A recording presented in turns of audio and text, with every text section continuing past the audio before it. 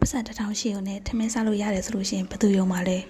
မယုံမှုမလားကဲမယုံမှုဆိုလို့ရှိရင်တော့ဒီမှာကြည့်ပါ60နှစ်မှာဖွင့်ထားတဲ့တန်မတန်မိသားစုထမင်းဆိုင်ပေါ့နော်မြန်မာကိုလမ်းမော်ပါရှင်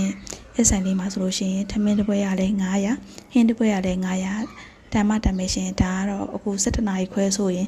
စဖွင့်မှာဖြစ်တဲ့အတွက်ကြောင့်မို့လို့စောင့်နေကြတာပါရှင်ကဲဝင်ရပါပြီပေါ့နော်17ခွဲတော့သူရက်နဲ့သူထမင်းကတော့အမြဲတမ်းရတယ်ပေါ့နော်ကျန်တဲ့ထမင်းနေရကြတော့သူ့ရက်နဲ့သူရတာပါရှင်ဟင်းနေရတော့အများကြီးပဲပေါ့နော်လူများလို့မရိုက်ခဲ့ပါဘူးရှင်ကဲအခုဝယ်တာလေးပြပေါ့နော်အားလုံးစုစုပေါင်းဆိုလို့ရှင်2500ဘူးဝယ်လာခဲ့ပါတယ်ရှင်ဒီနေ့တော့တနင်္ဂနွေနေ့ဆိုတော့ပဲထမင်းရတယ်ပေါ့နော်ပဲထမင်းရတဲ့တကြမို့လို့ပဲထမင်း3တော့ဝယ်လာခဲ့ပါတယ်ရှင်တစ်ထုပ်မှာ900ပါရှင်900ဆိုတော့3ထုပ်ဆိုတော့1500ပဲကျပါတယ်ရှင်ဟင်းရတော့2ပွဲဝယ်လာခဲ့တယ်ပေါ့နော်ကဲအခုလိုနေထားလေးပါရှင်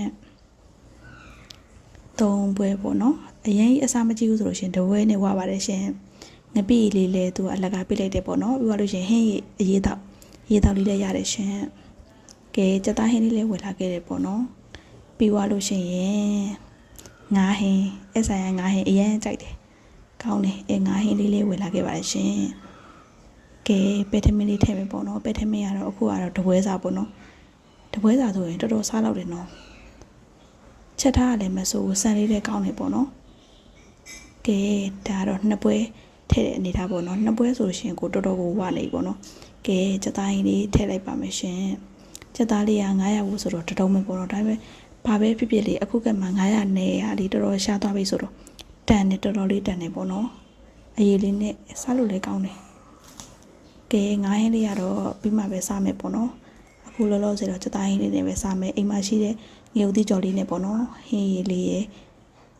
ကဲစားလိုက်ပါအောင်မယ်ရှင်ကြည်ရနေနော်စားခြင်းစရာလေးနော်အရင်အကောင့်ကြိုက်တယ်ဆိုရင်တော့ဒီဆိုင်ကိုမလာပါနဲ့ရှင်ဒီကတော့ပုံမှန်စားမယ်ဆိုလို့ရှိရင်တော့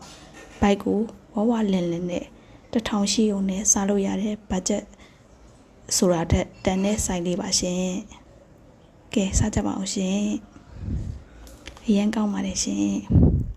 ကဲအားလုံးပဲဒီဇိုင်းလေးကိုမလာဘူးဆိုလို့ရှင်တော့လာပြီးတော့ဝယ်ပြီးစားကြည့်ပါနော်နောက်ဘလော့တွေမှာပြန်နေကြမယ်ဘိုင်မှာ